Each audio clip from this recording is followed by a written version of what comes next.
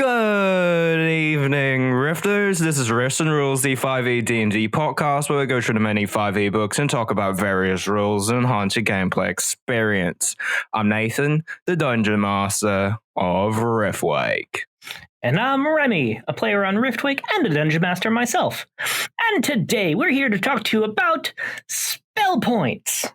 So, spell points are yet another thing that are mentioned in the Dungeon Master's Workshop chapter of the Dungeon Master's Guide. So, in that chapter 9, there is a huge section of optional rules, variant rules, that are available for 5th edition D&D.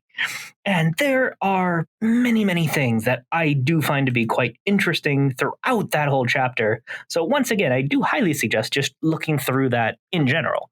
But for today, I'm here to focus on the spell points variant rule.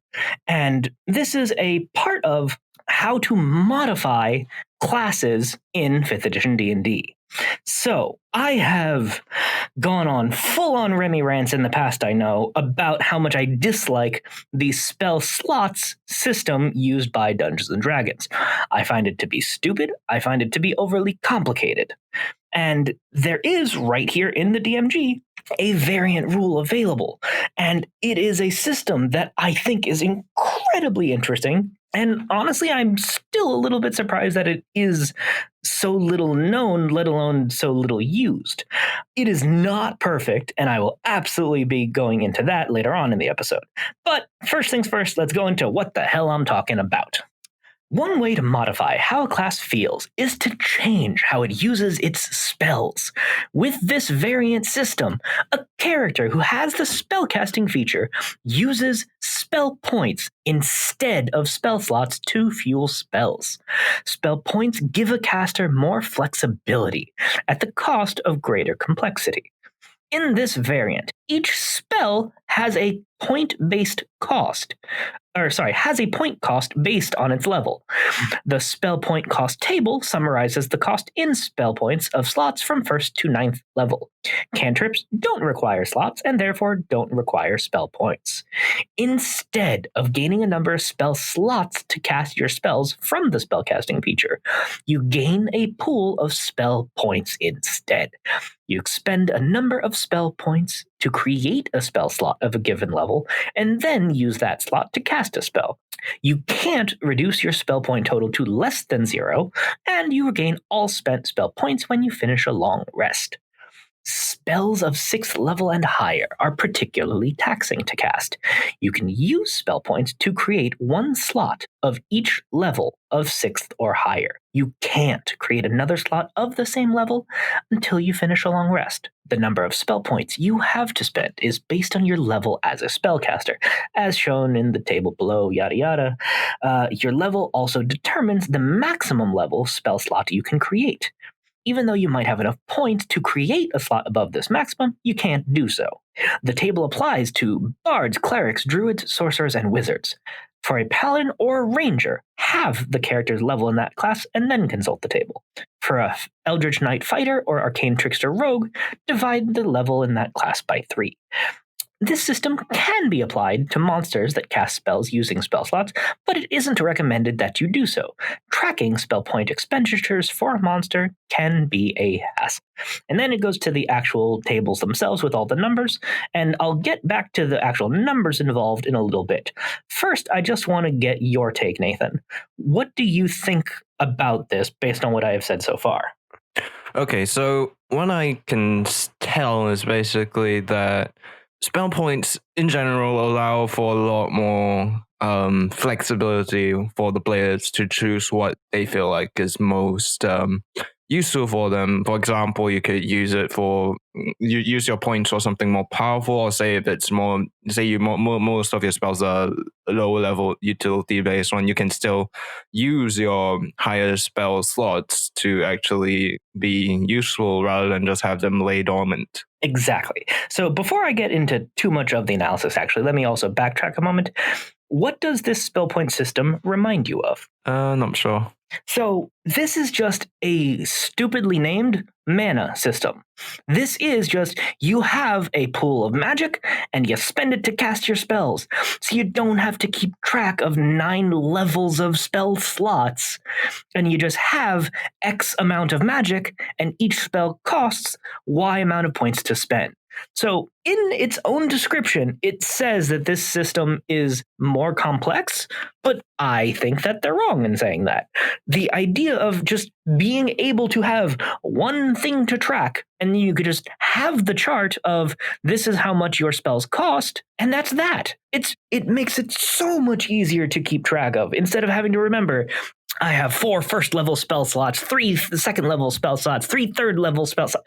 That is a dumb system. Anyway, sorry, I have done that rant already. I will not reiterate that part. But the idea of just having a pool of magic honestly would make it so much easier. But with that being said, can you see what could be the potential downside of using spell points? Well, wouldn't it be rather unbalanced if a player were able to cast a first level spell like a stupid amount of times if they were a high level character? Exactly. That is exactly the downside. So the one that immediately comes to mind for me would be Cure Wounds or Healing Word, any of the healing magic type spells. So if you have, a higher level magic user, and just for the sake of convenience, let's just say they have 50 spell points at some point. That's actually not even a number they will have, but for convenience. So if you have 50 spell points, and then a first level spell costs 2 points, so then that would mean that they would have 25 castings of first level spells available at that point. And that would be available, looking at the chart, a 9th level character would have actually a little bit more than that. So at that point, 25 castings. And if you think about a spell like Goodberry, that could arguably get kind of ridiculous.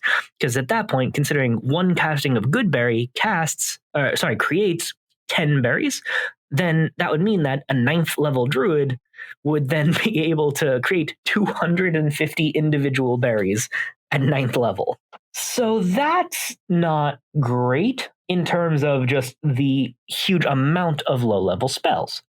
On the other hand, I really do think that the ease of magic does provide a massive, massive benefit to magic casting in general in terms of the complexity of 5th edition and honestly pretty much all historical D&D spellcasting. Once again, I will just reiterate, I hate spell slots so much.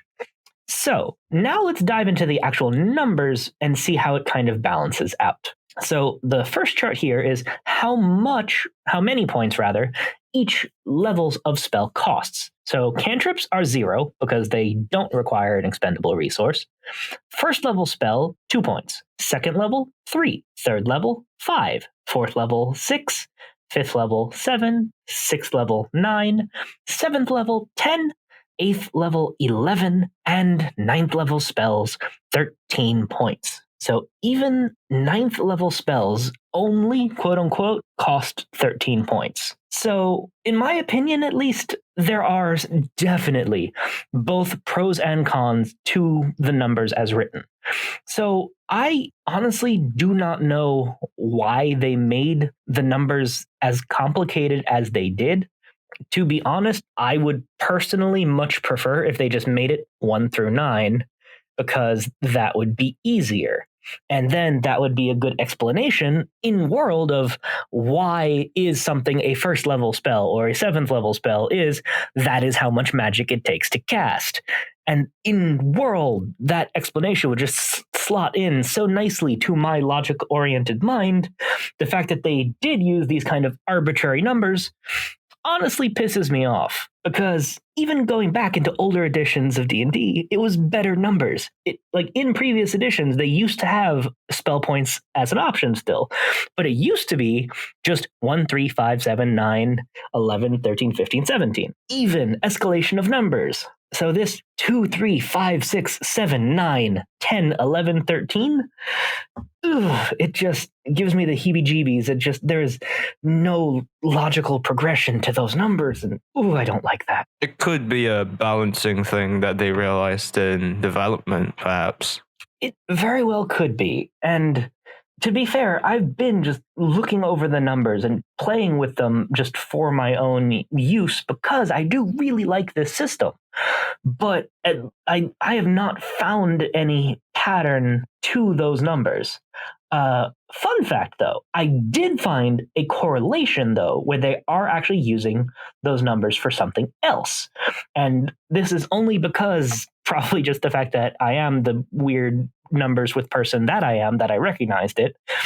So that the fact that the, first through fifth level spells are 2, 3, 5, 6, 7 was familiar to me because the sorcerer class uses sorcery points as one of their main class features. And part of the way that that works is the fact that they are able to use their sorcery points to create spell slots. And wouldn't you know it, that ratio they use for first through fifth level spells is 2, 3, 5, 6, 7. So the spell point system is kind of, sort of, already used in terms of making additional spell slots for sorcerers. So it is canonically kind of used.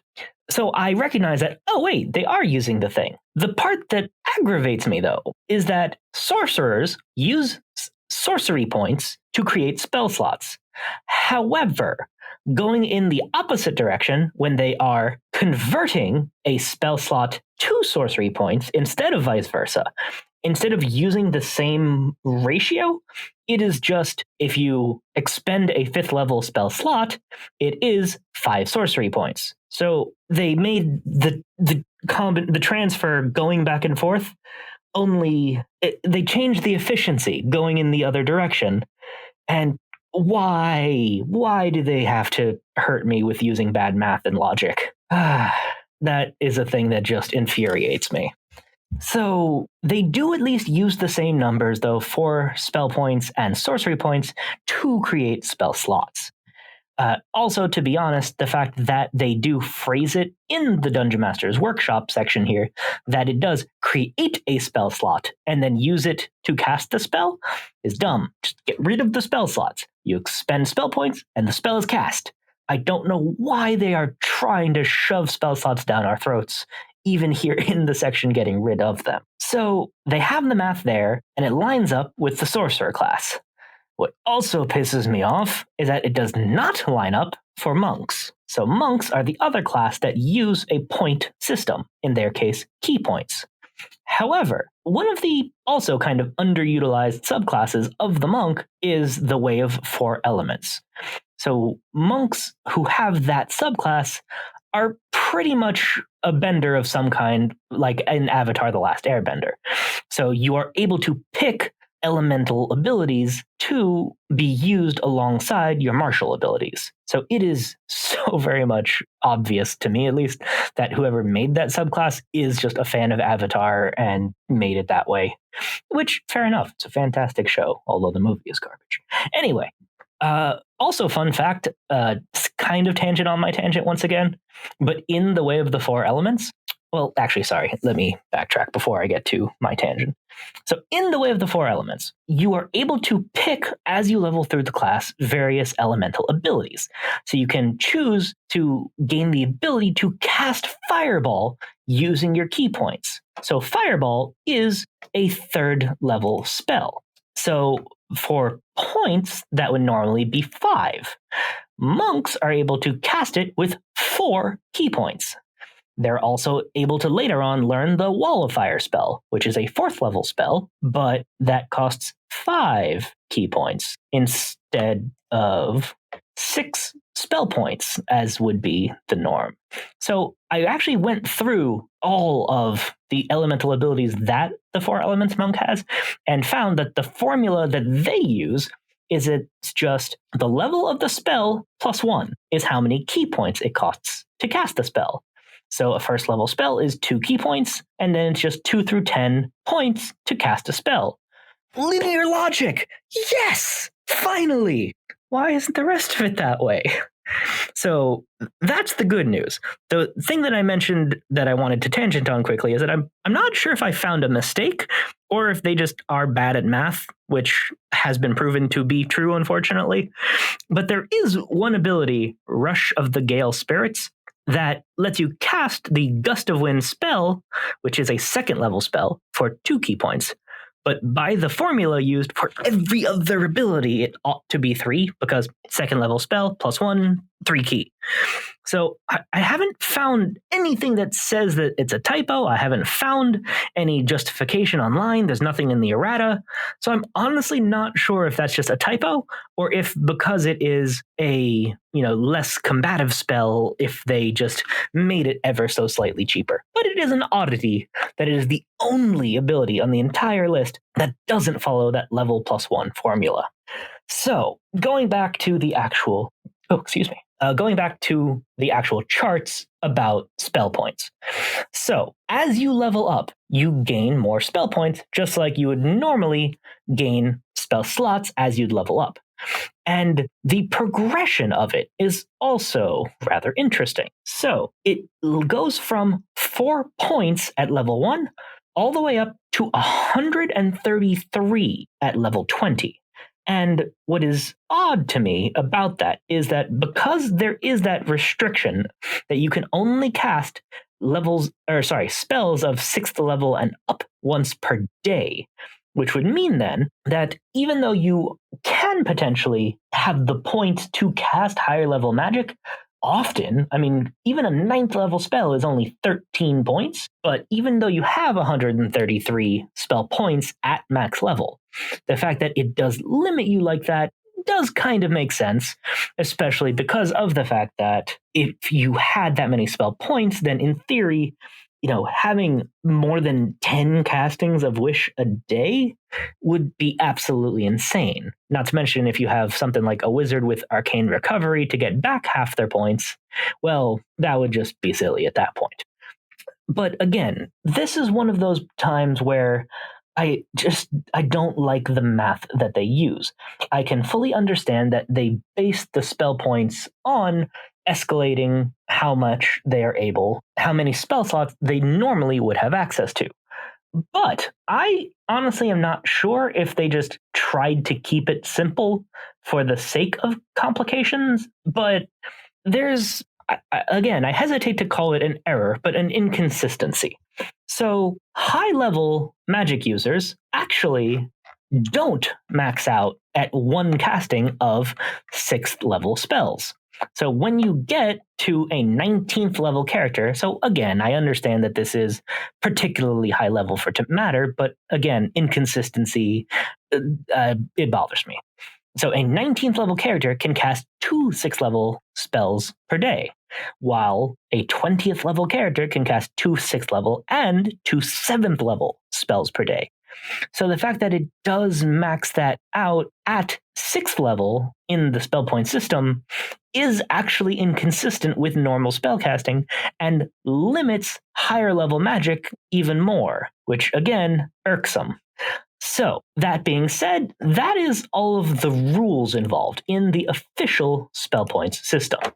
So, with that being said, what would you say, Nathan, would be the pros and cons of the system? So, here's my thoughts. When it comes down to it, spell points I feel are quite unique in which they seem to be extremely balanced towards having a lot of lower leveled spells, usage because of the way they work, which means that, say, generally speaking, if what you're looking for in your spell system is you want more flexibility, you want perhaps a bit more focus towards being able to do what the player wants rather than just having a bit more of a spread, that's what you could do. But the benefits of using a spell slot system basically means that it may be a lot more restricted, but the players are able to are basically now kind of forced into using their more powerful spells. Instead of maybe shooting off 5 different fireballs, they can go for 1 powerful fireball that they've boosted up, because they're restricted into it, that kind of thing. So it really depends on what you're looking for in your game. Indeed. And that is both the pro and the con of the spell point system, especially as written. There is an enormous shift of balance towards the convenience of low-level spells. So using healing spells, or being able to use a spell like Shield every single goddamn turn as your reaction, and you just be able to spam it all day long. I mean, especially, again, a 20th level magic user has 133 spell points, which would mean then that they would have, I'm tired and bad at math now, 50, 65, 66 castings of a first level spell. So a 20th level character could cast 66 healing wards, or 66 good berries, or 66 shields. That is just an enormous amount of useful low level spells. However, I do also want to bring up the question now, is that actually a bad thing or just a different thing? So because of the fact that you do have access to these many castings of low-level spells, how would that actually change the gameplay as well as the world? So in your own game, Nathan, in playing Riftwake, how often would you say magic users in the party actually even use their full spell slots in a day? Pretty much almost never. Yeah, there's never been an instant of this happening. So even in, a quote-unquote normal D&D game, it doesn't really come up that, well, actually, to phrase it another way, how many turns would you say any individual character even has in a D&D combat? Probably like 3 to 4 to 5, maybe? Yeah, that sounds about right. Somewhere between 3 and 5. So even if you have so many more spell casts available to you, how much would that actually change combat balance in an individual encounter? It wouldn't really be much, because effectively, if it was only that many and you don't really use up your slots anyway, it doesn't change much, except for in the case where you do come across multiple combat encounters, and only then will it really come into play. Exactly. That is exactly the point I hoped that you would see. So what makes this particularly advantageous to use is that this would give magic users a lot more availability in terms of multiple encounters. That is the biggest advantage to the use of this system, especially if you consider melee classes generally do not have an expended resource, and even the ones that do, like a battle master fighter, gets them back with a short rest. So if you were to use the spell points system with your magic users, your melee people in the party would be fine with a short rest. Your magic users would still have a good amount of magic left, and the fact that they can cast up to 5th level spells with no limitation really, except for just their pool available, it really doesn't actually limit or change that much, but it gives magic users more flexibility for multiple encounters. So if you are playing in a game that does use multiple encounters more often, and then you run into the problem of your magic users running out of the useful spell slots for the spells that they have available, then this system is absolutely something worth consideration to use to make it a little easier for them to have multiple encounters in a single adventuring day. So that is the official rules. I do just want to go on one minor tangent of just how I personally would potentially homebrew it to make it a more logical system, because I'm me, and of course. First off, like I said, I don't like the point costs involved. So I would simply have it be 1 through 9, and that the reason spells are the level they are is because that is the quantity of magic required to cast it. It ties a neat little bow around it, and I just like that idea. So then after that, the question would be, okay, how much? I keep wanting to say how much mana just because I am biased from every other media source. So how many spell points would a character have? That's the bigger question. Because of the extra flexibility that the system can grant, I honestly don't like how large and weird the numbers get. The fact that it goes from 4 to 133, again, I don't like odd numbers, so I will keep it to even numbers. So again, just depending on how high magic you'd want to get with it, I would just simplify everything to either 2 or 3 points per level. So if you did 2 points per level, then you would just scale up 2, 4, 6, 8, etc. And then at level 20, you would have 40 spell points. So 40 spell points with spells casting 1 through 9 would probably actually be a relatively similar balance to the current system in terms of how many spells can be cast. So it's actually a little bit, quote unquote, worse in that would mean 40 first level spells instead of 66. But honestly, if you're needing to cast 66 spells in a single day, I would talk to your DM because that's either a lot of encounters or just your party is in some horrible situation. But having 40 spell points and then you can cast, I would also change the limit. So instead of capping out at you can only cast 6 through 9 once a day, I would just say you can only cast 8th and 9th once per day. Because honestly, 6th and 7th level spells are incredibly powerful in the world, but they are not world changing the way that 8th and 9th level spells could be. So the ones that come to mind for me would be at 6th level, Disintegrate is an amazingly useful spell. 7th level, Teleport. That is the one where that might get used. So the idea of players being able to potentially use up a large amount of their stock of magic to cast Teleport more than once per day, I'm okay with that because that makes sense as risk reward using up a large chunk of your available magic to cast that spell to get the fuck out of a bad situation. So having those levels of spells is fine to me, balance-wise. So if you just had 2 through 40 points available, 1 through 9 for the cost, it is easy, it is linear, and it just is easier to keep track of. Because that is the biggest issue I have with spell slots, is that it is complicated to track which spell slots you have expended. So if you narrow it down to a single resource for a spellcaster to track, it just becomes easier for the DM and the player to manage. And that is why I highly, highly do suggest putting serious consideration into utilizing either the as written or some version of homebrew of spell points. Thanks for listening to this episode of Riffs and Rules. Please leave us a review and give us 5 stars on iTunes. Also support us on Patreon at patreon.com/riftwakepodcast. Tier stars low as $1, and even that much really helps us out. Supporters get benefits such as behind-the-scenes content, early access to episodes, access to the Patreon Discord, where you'll be able to shout the cast, and even a shout-out on the show.